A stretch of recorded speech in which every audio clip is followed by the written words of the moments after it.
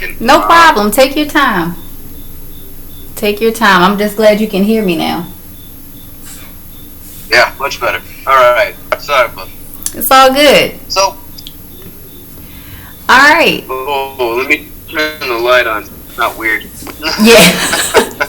That is much better with the light. So, Christopher, how are you doing? How was your Thanksgiving and all that good stuff?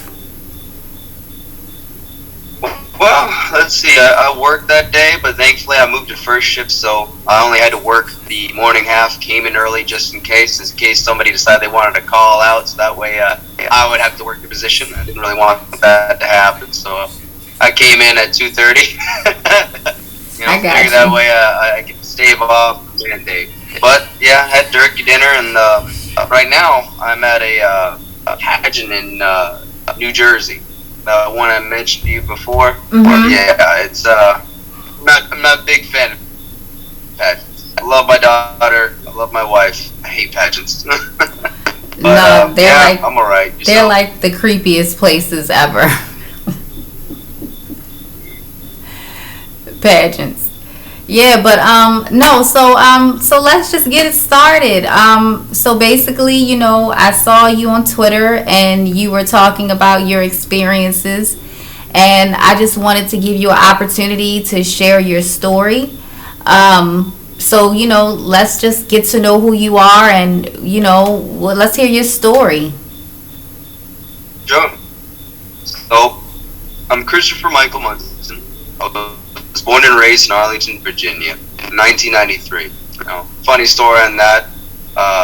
It was, let's see, the third largest reported blizzard in the state of Virginia. And it was interesting because there was exactly 3 feet recorded of snow. And on top of that, I was the third son. So 3 seems to be kind of like my number all my life. But The I Trinity. digress. Growing up in Virginia, like in the northern half, it's a lot of people like to think, oh, if you're from Virginia, you should have like a piece of straw in your mouth and all this other stuff. But funny enough, that's only from like the Richmond down. Like from Richmond up, it's just pretty much the north, like everything else. Yeah, I'm from Baltimore, so I'm very familiar with the DMV area. Yeah, it's funny just because everyone has their ideas about various states. Like let's say if I talk about somebody from Arkansas, my first thought is, oh, they could probably fix my car. But then I met guys that just like they don't know jack crap, but they know one hell of a way to fix your computer, and it's like, oh god, I didn't expect that one. Yeah. But either way, cultural differences aside. So I was born and raised in a family that was, I guess you could say, kind of awkward. My father and my mother were only a year in difference apart from each other. My father was born 1952. My mother was born 1953. My father was born to Midwestern parents. My mother was born to, interestingly enough, kind of like a blue blood family. So the Collins family, like Michael Collins from Apollo 11, he's my granduncle. I've never met the guy in my life. Mm-hmm. Supposedly helped me once when I was a baby, but I don't really count that. So Right. aside from that, he married, i.e. James Lawton Collins, my grandfather, my mother's side. He married into a wealthy family, but not exactly into the wealthy family itself. Now, my grandmother, Mooney was her name. Dimotui was the family title. She was, I guess you could say, a bastard. Okay. She was born while her mother was unwed. So in France, at that time before World War II, that's just kind of like a no-no.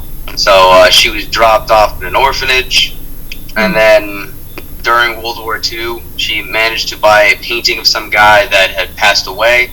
And then after World War II was done, that painting was big money. So she sold that. She was pretty smart about that, and married a general, Brigadier General James Lawton Collins. So from there, that kind of came over, and I had that type of mentality in my mother, which is interesting because she's nothing like her parents. The problem was she was born in the hippie age, so she grew up during that time frame. She picked up the whole free love movement and everything else. The irony of it all being that I have 2 hippie parents because my father was similar to that, but he grew out of it. My mother never let it go. Mm-hmm. So even to this day, you know, she was one of those types that would, she could be pretty for these trans movements. And actually, when I was a child, she did try to guide me in that direction, which was not great. It definitely emasculated the heck out of me growing up. But again, I digress. Mm-hmm. So, oftentimes, I was not raised by my parents. I was raised by my grandparents on my father's side. Okay. I was raised by, you know, Bernadette Munson. That was my grandmother. Wonderful woman, very sweet. In my opinion, a true feminist. She always taught me that true power lies in knowledge. This woman could write binary code into poetry and read it out aloud and know exactly what it means. To me, it's just a bunch of zeros and ones on a piece of paper. Right. That's the same thing with Old English. Either way, the point I'm trying to make is she showed me that, you know, it didn't matter how strong you were as long as you can outwit somebody. And I can tell you what, she could outwit anybody in this day and age, or her day and age. Yeah, because your grandmother knew that everyone was an idiot. On the better side of things. Yeah. Yeah. That's pretty much what it is. I definitely felt like an idiot sitting next to her sometimes. Yeah. But either way, so a good partner from my grandfather, who was a CIA agent, as I mentioned before. Now, to kind of cut things short, when I was a kid, oftentimes I was raised by my grandparents, by them, because my mother was someone who worked many different jobs. She considered her an artist, a dancer,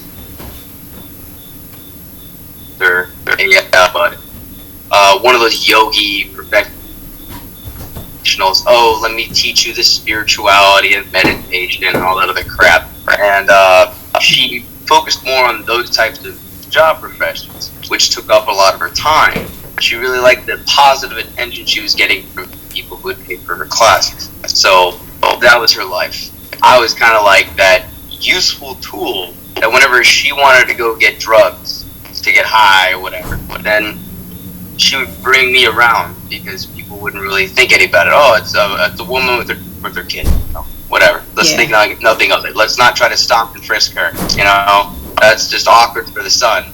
Yeah, well, I mean, if you did that, it would have been great because you could have found a crack pipe and something else in there, and you kind of pulled me out of that situation before I go watch my mom fucking blow her fucking drug dealer just so she can get some free drinks and whatever the fuck else that he would offer her, like crack or weed. Weed is her more favorite thing, but the thing was, it's like, obviously that's all they got. And no, listen, that's the existence. That's the existence living in the hood. Like you see your classmates' moms, you know, in cars and stuff, and you know, back then that was hands off. You know, we wouldn't even talk about it. But these kids now, you know, they're brutal.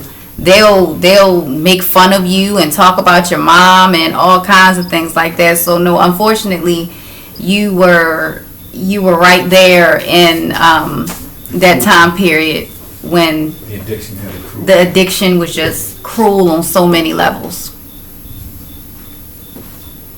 Yep, and I was more than just a witness to it. She had a bit of a fixation of not only forcing me to watch, but to literally hold my head on some of these men's hip area as she would do it.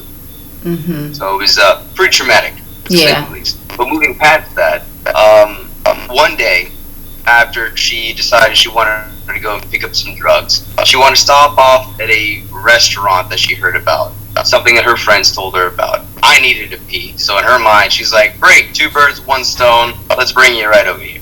So we get to this place. I have no idea the name of the place. I was about 5 years old, give or take, probably a couple months, so between 4 and 5. And I remember distinctly, like, really needing to pee, and there's a crowd of people in the front. Some of them are having cigarettes, whatever. And my mom was talking to somebody wearing a red dress, blonde hair, and big sunglasses. You couldn't see their eyes, like one of these kind of, you know what I mean? Circular. Yeah. Anyways, I immediately recognized from looking at the proportions of this person, even as a child, that this does not look like a woman. And as soon as this person spoke, I could definitely tell it was not a woman. So my mom said, "Isn't she pretty?" I responded with, "Mom, I don't think that's a she." Like, I'm shy at this point, but at the same time, like, I'm trying to be honest. Like, you ask me a question, You're a child. answer. You're a child. Anyway, Mm-hmm. exactly. And so I guess it came off rude to this individual. And my mom immediately tried to go to scold me. And this person decided to, I guess in a way, interrupt her. Came down to a kneeling level. So they were like eye and eye with me. And pulled the glasses down. Very dramatic. Looked at me in my eyes, said, "Well, aren't you the perceptive one? I think you need to use the bathroom. Here, come with me." Just, again, very dramatic, very just in the moment, and then grabbed me by my hand and led me all the way to the bathroom on the inside of the place. Literally just kind of like, not exactly like rushing, but definitely strutting, like you're walking with determination. Yeah. You know what I mean? Yeah. So at this point, I'm just confused. I'm like, my mom's back there. You're taking me. I have no idea who the hell you are. I get into the bathroom, and this person literally just whips me in there. Just, whoop, there you go. And then just closes the door. At this point, I'm like, I don't care. There's a urinal. And I just go to the urinal, zip it, you know. As a kid fashion at that age, you just drop chow. You know, you don't even really think about holding that at your waist like an adult. Right. So I start whizzing away. And before I was done, like, actually, you know, I would have to say after I was done, because it was a very short time span. You know, obviously you got a tiny bladder. I heard the door open, and like I heard it slam open, but I didn't really think to kind of look around. Mm-hmm. And I was just trying to fix my pants, and then I felt myself being thrusted up against the wall, and like a big hand. Like, it was like, I wish I could show you, but the point being is like from the small of my neck to like my shoulder blades area. Mm-hmm. So I wasn't a very big kid. I was actually pretty small most of my life. So as you could imagine, this hand was pretty fucking huge on me. Right. Shoving me into the wall. And then the other hand, I felt immediately grabbing my genitals and squishing them and digging into the crevice. Because obviously when you're that small as a boy, your testicles are not really like down, hanging low. You know what I mean? They're close and tight to the body. So he was digging into that area, that little, I guess that's why I call it, it's a crevice, because if you think about it, like it's kind of like an opening, you know what I mean? Right. Digging in and grabbing my testicles and swishing them like they're grapes. Wow. And to this day, I still have nightmares where I can't move, and I just have such immense pain that I can't think, I can't speak, I can't do anything. And it's just in my groin, you know what I mean? Yeah. And, it was pretty bad. I remember my mom heard me screaming. One good thing she did, running in there, pushing him off of me, grabbing me, and running me outside, screaming for police to come help. The guy came out following behind us. My mom was just, help, help, help, calling for police and everything else. No one was coming really. And he comes out at this point, and he's just standing there laughing his head off. I remember at this point, like, looking up at this guy, and he was tall, he was fat, like, portly, you know. He had a suit, like a business suit in a way, but like a snazzy one. Like, he didn't look like a businessman. He looked like someone who was like an art dealer.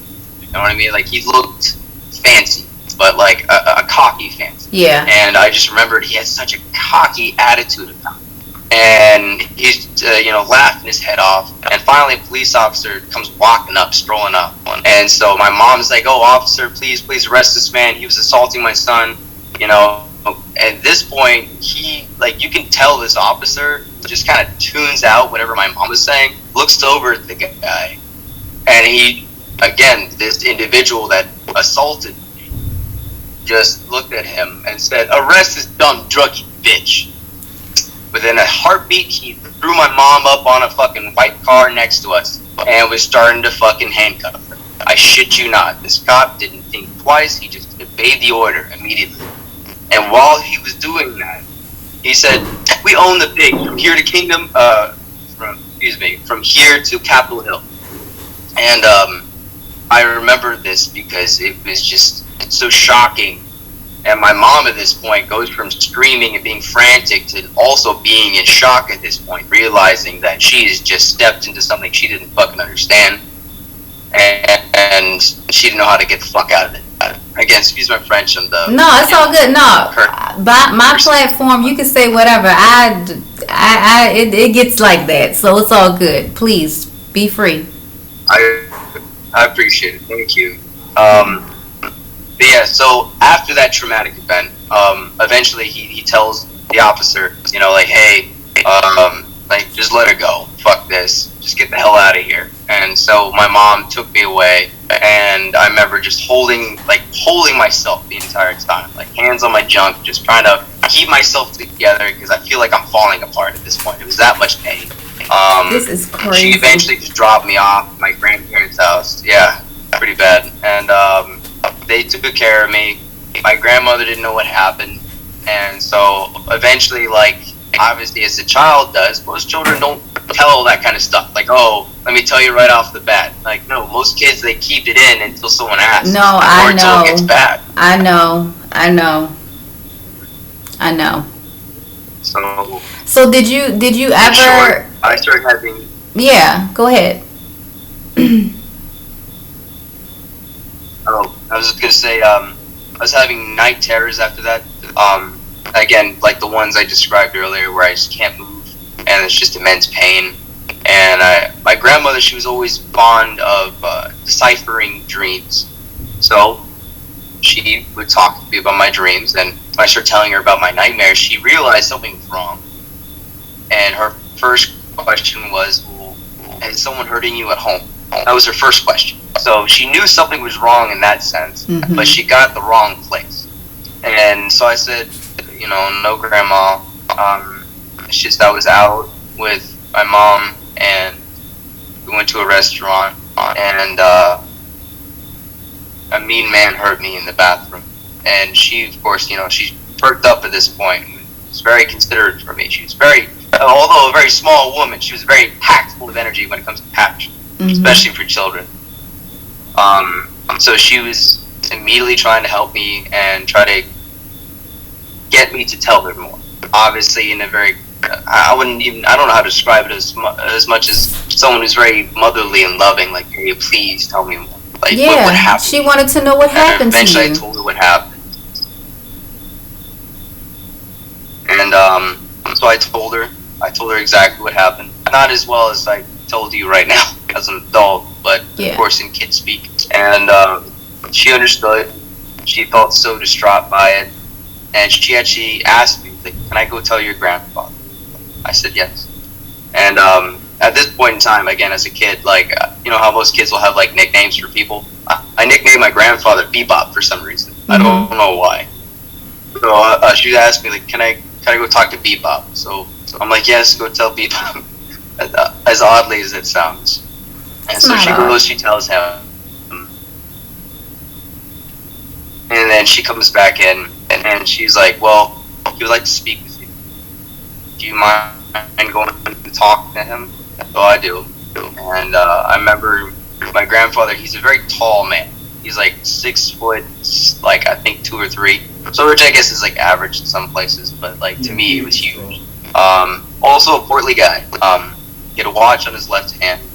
He was very typical, always had like almost not a polo, but a type of like that kind of shirt, which is like a singular color, collar, button up. Very, very quiet. He's always been a quiet man. He's very smart. He read a room, and he could tell you everything right and wrong about a room. Very intelligent. So he knew that something was wrong at this point, but I could tell that at this point, like, there was something wrong with him because I've never seen him emotional before. He was very reserved with his emotions. He was just stoic. And so I talked with him, and at this point, he just kind of, not exactly breaks down, but kind of like starts to tear up a little bit, and he starts apologizing. And I said, well, why are you apologizing, Grandpa? And he explains to me that he blamed himself for why it led to this. And again, me still confused, I said, well, you weren't there, you didn't do this to me, and, you're okay. And he's like, well, if I had not done what I've done, my service to the CIA, these types of things would have never happened. They would not have been able to get away with such things. They would not be empowered. None of that. And he took it to heart. So I talked with him about it, and eventually I told him, like, well, maybe you should tell me about it. It made me feel better telling Grandma about what happened to me. Maybe you should tell me. Right. Sure enough, he kind of took it. So over time, not in that one day, but over time, he would tell me various things. One of the first things he actually taught me was about chemtrails, interestingly enough. He used to tell me, again, as a kid, we used to put pennies in the clouds. And eventually, when I got a little older and I could understand it better, he explained to me, well, it's some of the similar chemical compounds in coins and coinages in various places in the world that we put into the sky, and it causes enough electricity and enough energy in the air to cause storms and to build and whatnot. So he was telling me in such a way that I would understand and that I could remember easily growing up. When I was starting to get into middle school, he started telling me about the drug war. I remember him telling me how during Vietnam, especially the beginnings of the Vietnam War, he and his job was actually to give faulty intel to the U.S. troops in Vietnam, purposely leading them into dangerous situations that we would lose and have immense casualties. And he heavily regretted it. I mean, every time my grandfather would tell me these stories, I would see exactly why he was a stoic man. It's because he held back a lot of depression, a lot of pain, a lot of anxiety, a lot of self-hatred. So was your grandfather, was he a part of the department that actually flew the planes that do the chemtrails? From what he was telling me, it was more along the lines that he directly worked for David Rockefeller. And David Rockefeller was pretty much just the head of it all. Mm-hmm. He told me, as to my grandfather, I'll just call him by his name, William, or Bill is what he was known in the CIA, Bill. So whenever Bill would do work for David Rockefeller, he would actually personally get whatever documents of, whether it be the Monarch program, the other one, I'm already forgetting the name of it off the top of my head. The other one dealing with drugs and seeing if they can alter the mindscape of mankind and see where the control buttons are in the human brain. With the MK Ultra? That one, thank you. So not only would he drop the drugs off to the facilities that dealt with that, but he would pick up the documents and he would bring it, and before it would reach the CIA desk, it had to reach David Rockefeller first and foremost, every time. So in a way, he was kind of like an errand boy. Yeah, and the only reason for that was because, well, they kind of knew at this point that he was not for a lot of what they wanted. Now, this kind of is where things kind of get confusing. Whenever I would ask him about things, like, well, why didn't you just say no? Why didn't you start from the get-go and just say, no, I'm not doing this, and quit? Mm-hmm. And then he decided to tell me how it all started. So he told me that his very first mission for the CIA was not when it was the CIA, when it was the OSS, back during World War II, rather at the tail end, pretty much when it was already over. So it was Paperclip. My grandfather had to go around and pick up a bunch of these Nazis and bring them to the United States. Now, he was chosen because from my grandfather's generation back, it was tradition in our family to know German, because Munson is originally a Germanic mm-hmm. family, or originating in certain places of Denmark, Germany, and actually England as well. Actually, our ancestors, William the Conqueror, the reason why we're called Munsons is because originally we're the sons of Mun, the Mun family. But the English had to simplify everything and make it Munson. Of course. Anyways, I'm pulling far away from that. My grandfather said to me that the reason why he was chosen was because he knew German and because he was a very quiet guy. And since he looked pretty dramatic, it was easier for him to go and talk to people that were obviously Nazis, German Nazis. And the issue that he had with me telling me this story was none of them were scientists. Not a single one of them were rocketry scientists. Not a single one of them dealt with even the finances of rocketry.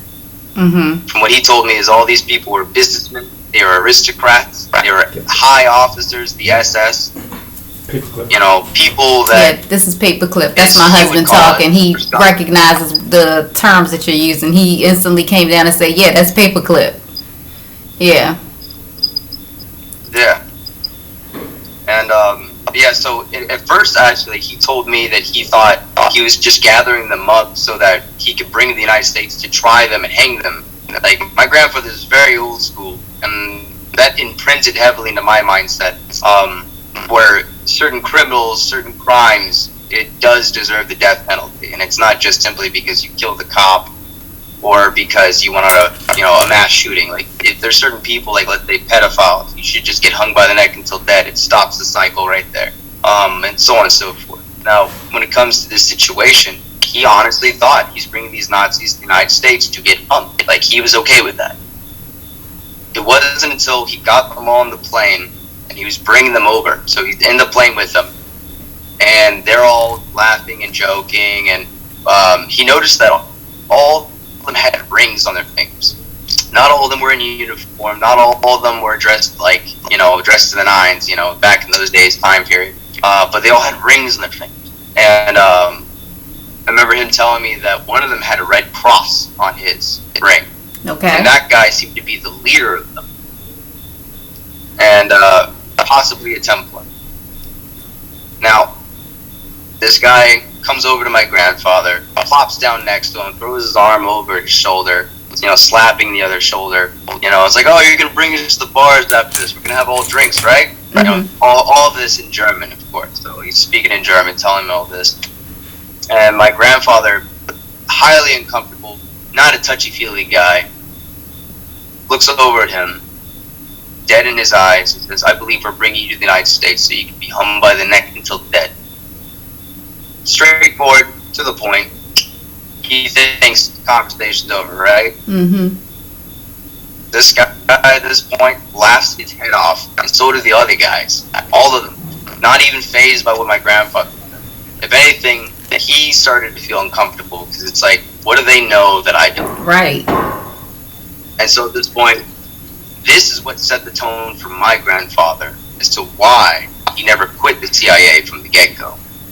This guy said that all of our generations, all of your future generations of Americans, your children, are going to go to war for us. They're going to consider us heroes. They're going to do whatever we want them to do. Even die for us. And at this point, that hit him hard, because obviously he was a family man, just got married prior to World War II, and now he's trying to start a family when he gets home. And now he's bringing these people who are literally telling him he's going to send his children and everyone else that has children to go fight these future wars that he's never heard of and he doesn't want. He brings in the United States, and he's hoping it's just them messing with him. But sure enough, his next set of orders was to give new identities to all of these guys that he brought over. New names, new jobs, new houses, including corporations for them to run. My grandfather never told me the names of these things. He knew at this point that I wasn't going to really remember it. But he did explain to me that these were captains of industry in the pharmaceutical industry and in the science industry, like IBM, which I kind of put that one together just simply because my father ended up working for IBM, and my father ended up, he to this day will still kind of laugh, oh, I only got the job because my grandfather was in CIA. And, I mean, partially, which is lost on me, I'm terrible at it, as much as I am a millennial, I'm terrible with technology.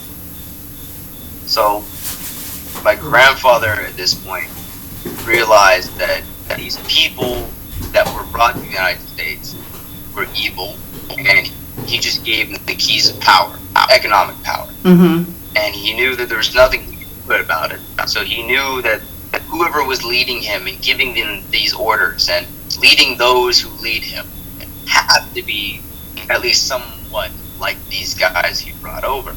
So he knew there was something wrong. So he decided to go with it, keep his mouth shut, and just do whatever he's told. From there, it started his time in the OSS, which carried on into the CIA. So that's Operation Paperclip. Yeah. Most of what he told was his operation in essentially the drug war. Now, those during the Vietnam that I was telling you about, Mm-hmm. a lot of those troops that were killed were then brought to the United States with their caskets and their bodies filled with bags of heroin.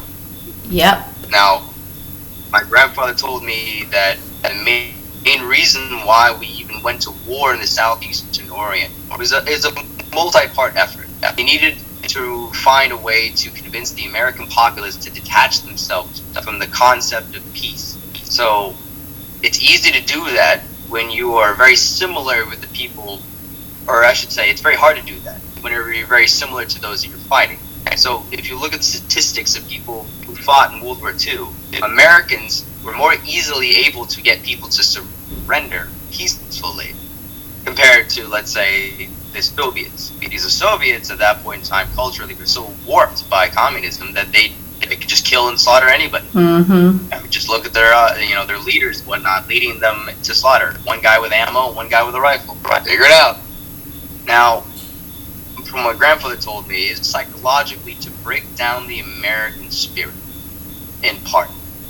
Because at this point, when you have cultures that were, again, like my grandfather, still know their heritage language. So the people who come from Italy, their families, they still know Italian. The Germans, they'll still know German. The French still know French. You know what I mean? Like, it's easy to communicate at this point in time when you have an amalgamation of European Americans fighting in Europe. Right. Now, take that same type of amalgamation from their descendants and put them in Vietnam. Completely different types of people.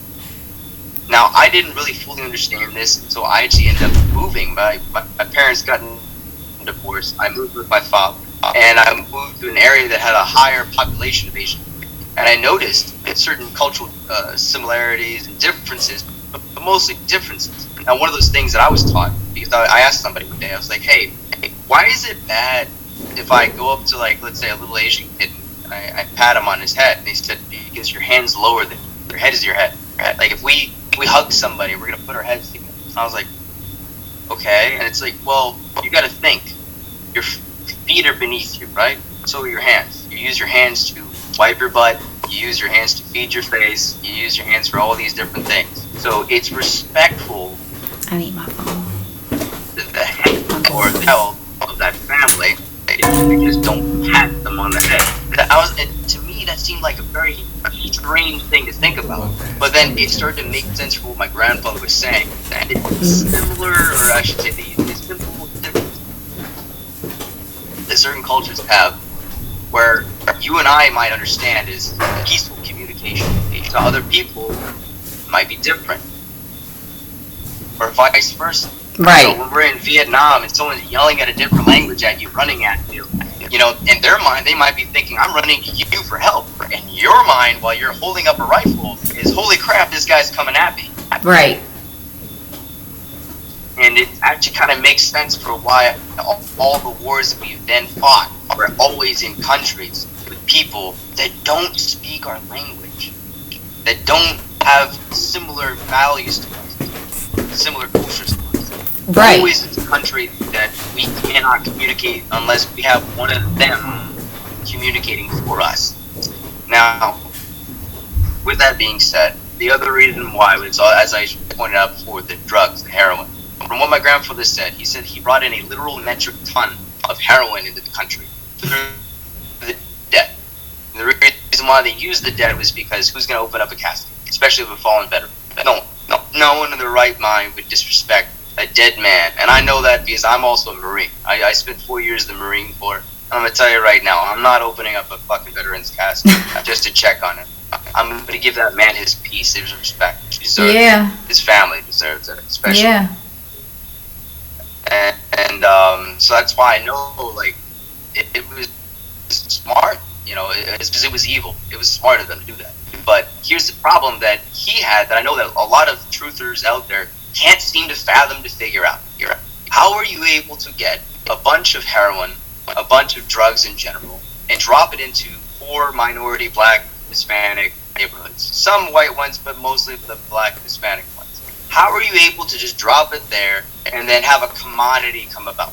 You just can't. Most Americans at that point in time, didn't matter what race you were, or I should say what ethnicity you were, because most of them had Christian values or Catholic values. So it's not like they're going to go and be like, oh, look, a pile of drugs, let me go sell it randomly, or go do a bunch of drugs. Yeah, no, it was all a plan. It was all a plan. Reagan did that. Yeah, and then, you know, he had his wife with the Just Say No campaign. Yeah. So essentially, from my grandfather said, was with the assistance of the Freemasons and the Freemason lodges, they're able to create gangs out of the communities, usually out of the more poorer guys, but they're able to create these groups that would cause it to become a market. You can't just drop something into a populace that is completely alien and then just have money come about. So you have to cause it to be a thing, to be desired. So they did that, and so whenever they started doing the drug war, my grandfather was issued a what they call, not an ATF badge, the ones that deal with the actual drug, DEA. He was issued a DEA badge, and he would go to the facilities that after they were confiscated, so whether it be local law enforcement or federal law enforcement, if they had the drugs at their facility, he'd walk in, DEA badge, he'd say, hey, we're going to be confiscating this and bringing it to a facility to be destroyed, and he wouldn't. He would have it redistributed back to the communities. Cycle. So now you have an issue that is causing plenty of bodies for the industry, I should say. Of course. So yeah, it's the whole. It's kind of confusing for me to explain because it's awkward. I'm a correctional officer right now. So well, you know, I get it. The irony.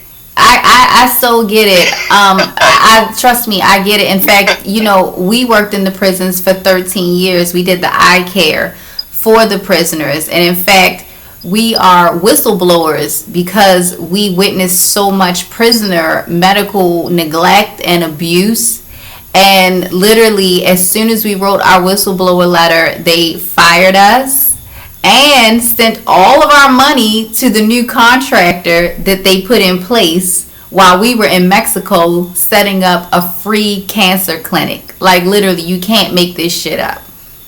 And actually, we're at the 1 minute mark. We're going to finish up this one. I've actually already sent you another link in Twitter so we can keep going, because I don't want to cut you off, because I wanted to kind of go back to your story when you were assaulted, because I wanted to know if you ever asked your mom, like, later on, like, who was that guy? You know how was this able to happen to me?